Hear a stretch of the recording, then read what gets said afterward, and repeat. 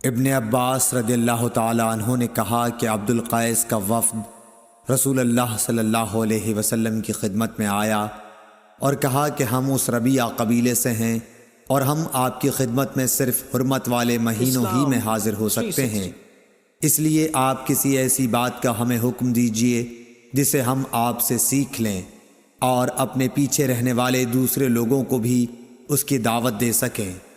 آپ نے فرمایا کہ میں تمہیں 4 چیزوں کا حکم دیتا ہوں اور 4 چیزوں سے روکتا ہوں۔ پہلے خدا پر ایمان لانے کا، پھر آپ نے اس کی تفصیل بیان فرمائی کہ اس بات کی شہادت دینا کہ اللہ کے سوا کوئی معبود نہیں اور یہ کہ میں اللہ کا رسول ہوں، اور دوسرے نماز قائم کرنے کا،